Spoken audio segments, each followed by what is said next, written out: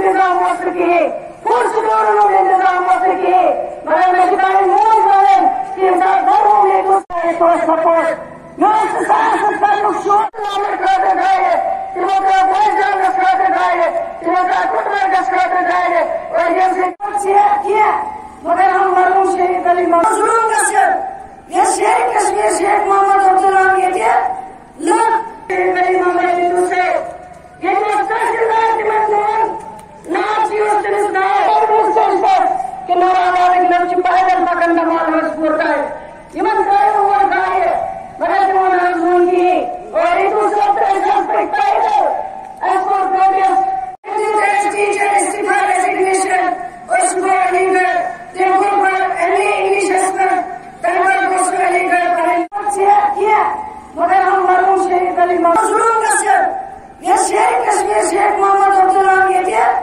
लोग शहीद अली मोहम्मद दूसरे, ये जो तहसीलदार की मंजूर, नाचियों से निस्तार और मुझसे कि नवाबाद की नब्ज पैदल पकड़ना माल मजबूर है, ये मन करे हुआ है, मगर जो नाज़ून की और एक दूसरे पर पैदल, ऐसा प्रोग्रेस।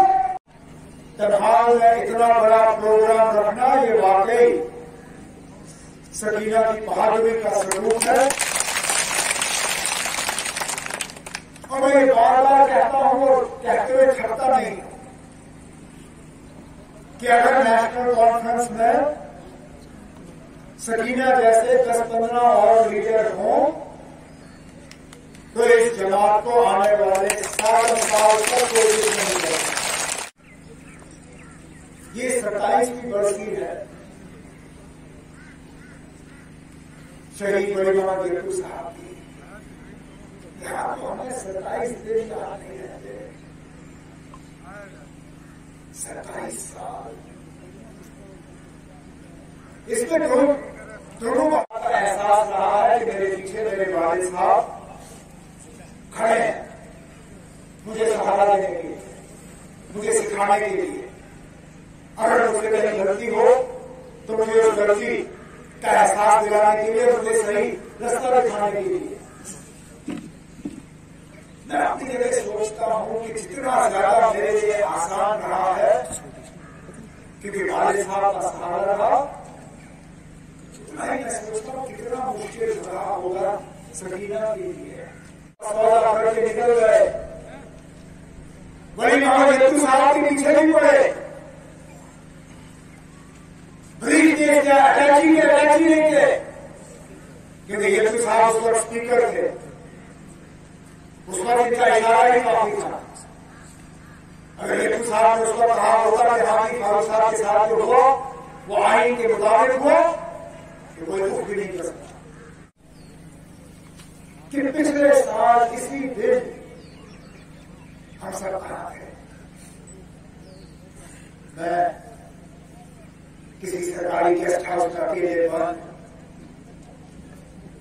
सकीना अपनी जगह बंद, सागर साहब और मजीद शायद एमएलए हॉस्पिटल में, मुस्तफा साहब अपनी जगह, हमारे यहाँ साथी किसी थाने में, किसी और बंगले में। और उसका मकसद ये था कि हमें आवाम से दूर रखा जाए और हमारी गैर हाजिरी में कोशिश की जाए कि ये जमात टूटे। जब तक कि हमारे वर्करों ने साबित किया कि हमारे वर्कर दाएं बाएं जाने वाले नहीं है, क्योंकि नेशनल कॉन्फ्रेंस की कामयाबी या नेशनल कॉन्फ्रेंस की ताकत इन लोगों के गले से उतरती नहीं है। क्योंकि हम धोखा, झूठ, इन चीजों के सहारे से अपने आप को लोगों के दरमियान जिंदा नहीं रखते। बड़ी मोहम्मद गिरतू साहब अकेले नहीं थे शहादत देने में। हम हमारे कौम के नक्श कदम में नया कश्मीर यहां कायम करना चाहते थे। हम चाहते थे और आज भी कहते हैं कि जम्मू कश्मीर आवाम के साथ इतिहास के दौर में जो वादे किए गए और जिन वादों को एक अमली जमा आईनी तौर पहनाया गया, उन वादों को पूरा किया जाना चाहिए। हमारी बात, लेकिन बदकिस्मती से हमारी बात कुछ लोगों को पसंद नहीं। हम जब बसने जम्मू कश्मीर की बात करते हैं तो उसका हल भी हम बातचीत के जरिए हासिल करने की बात करते हैं। अक्सर बेशतर हमें ताने दिए जाते हैं जब हम कहते हैं कि हिंदुस्तान और पाकिस्तान के दरमियान दोस्ती का रास्ता जो है सिर्फ बातचीत के जरिए है। हमें ताने दिए जाते हैं, हमें कहा जाता है कि आप कमजोर हो, आप देशद्रोही हो, आप एंटी नेशनल हो, लेकिन फिर वक्त साबित करता है कि आप सही है। पिछले दिनों एक बार फिर खुफिया तौर ही सही, लेकिन हिंदुस्तान और पाकिस्तान के दोस्ती के बातचीत के दरवाजे दोबारा खुले।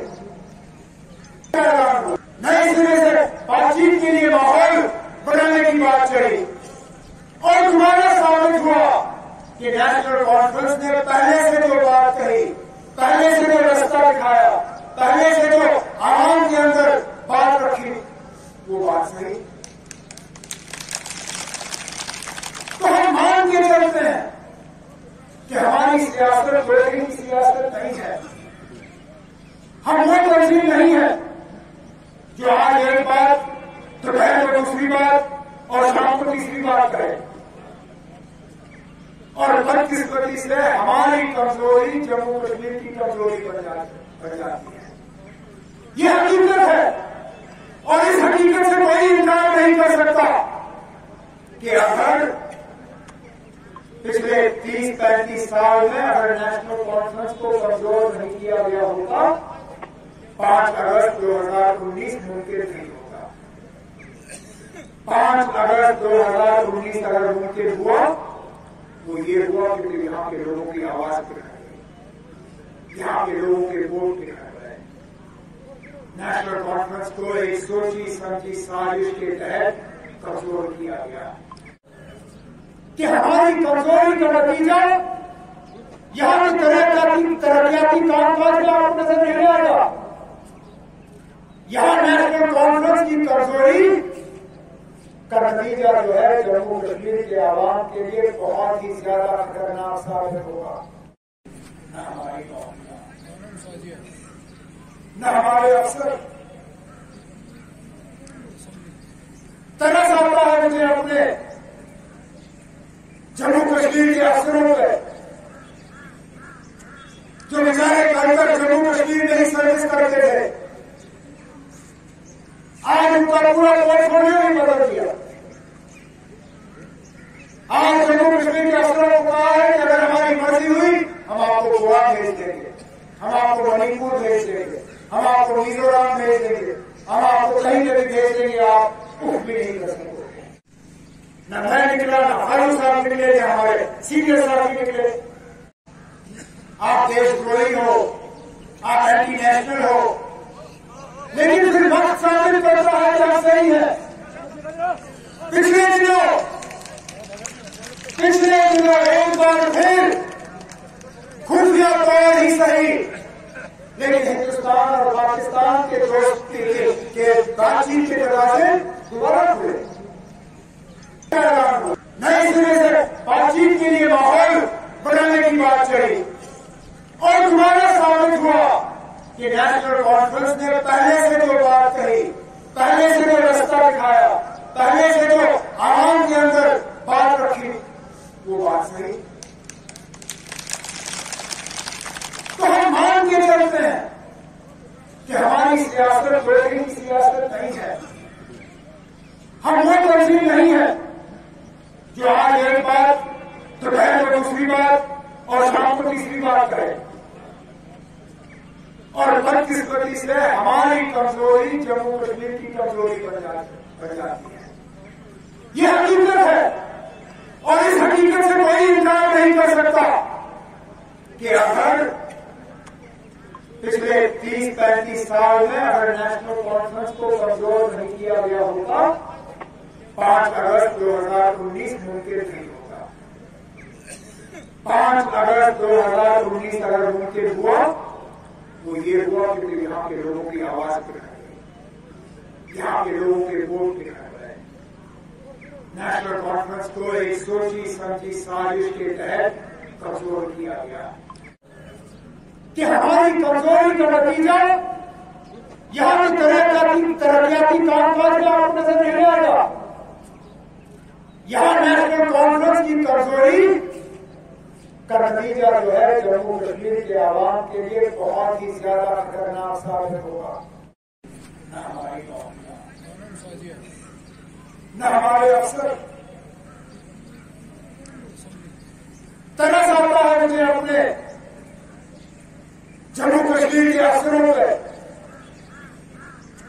जो बेचारे कर जम्मू कश्मीर में ही सर्विस करते थे, आज उनका पूरा पोर्टफोलियो ही बदल दिया।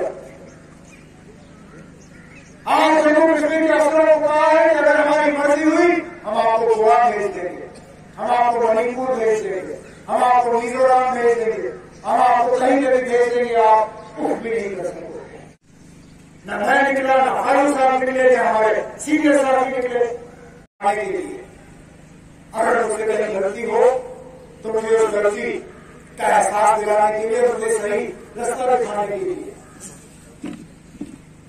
मैं अपनी जगह सोचता हूं कि जितना ज्यादा मेरे लिए आसान रहा है क्योंकि वाले साहब का सहारा रहा, उतना ही मैं सोचता हूं कितना मुश्किल रहा होगा सकीना के लिए।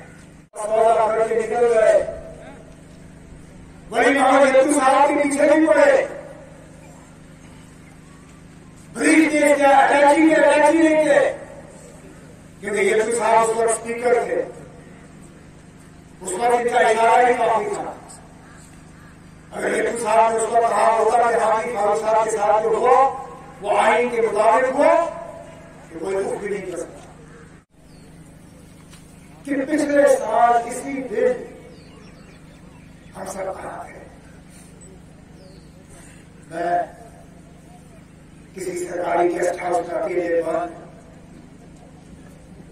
सकीना अपनी जगह बंद, सागर साहब और मजीद शायद एमएलए हॉस्टल में, मुस्तफा साहब अपनी जगह, हमारे यहाँ साथी किसी थाने में, किसी और बंगले में। और उसका मकसद ये था कि हमें आवाम से दूर रखा जाए और हमारी गैर हाजिरी में कोशिश की जाए कि ये जमात टूटे। जब तक कि हमारे वर्करों ने साबित किया कि हमारे वर्कर दाएं बाएं जाने वाले नहीं है, क्योंकि नेशनल कॉन्फ्रेंस की कामयाबी या नेशनल कॉन्फ्रेंस की ताकत इन लोगों के गले से उतरती नहीं है। क्योंकि हम धोखा, झूठ, इन चीजों के सहारे से अपने आप को लोगों के दरमियान जिंदा नहीं रखते। वही मोहम्मद यत्तू साहब अकेले नहीं थे शहादत देने में। हम हमारे कौम के नक्शे कदम में नया कश्मीर यहां कायम करना चाहते थे। हम चाहते थे और आज भी कहते हैं कि जम्मू कश्मीर आवाम के साथ इतिहास के दौर में जो वादे किए गए और जिन वादों को एक अमली जमा आईनी तौर पर पहनाया गया, उन वादों को पूरा किया जाना चाहिए। यही हमारी बात। लेकिन बदकिस्मती से हमारी बात कुछ लोगों को पसंद नहीं। सही माने में ग्रास रूट डेमोक्रेसी और ग्रास रूट डेवलपमेंट मिले। डेवलपमेंट तो फिलहाल हम देख नहीं रहे हैं। शायद अगर इन डीडीसीज को सही माने में एम्पावर किया जाएगा तो ग्रास रूट लेवल पे हम डेवलपमेंट का दौर जो है दोबारा शुरू होते हुए देख पाएंगे। उमर साहब, नेशनल कॉन्फ्रेंस काफी गालियां दी जाती है, आज हमारे प्रॉफिट पे गालियां दी जाती है। आज ये कहा जाता है कि मैं मानता हूँ आप क्या कह रहे हो, लेकिन जिन जिन चीजों का आपने जिक्र किया जी, उनमें कहीं पे भी आईन आपको इन चीजों की इजाजत नहीं देती। तो जो लोग ये कर रहे हैं वो आईन के खिलाफ ये काम कर रहे हैं। मैं मानता अगर ये सारा कुछ जो हो रहा है आईन के तहत हो रहा होता तो मैं कहता ना आपका आईन बिल्कुल सही गलत है और इस आईन को मानना नहीं जाना चाहिए। जो जिन जिन चीज़ों का आपने जिक्र किया वो सब चीज़ें गैर कानूनी हैं, और हम चाहते हैं कि कानून का जो है इस्तेमाल करके इन लोगों को सख्त से सख्त सज़ा मिलनी चाहिए।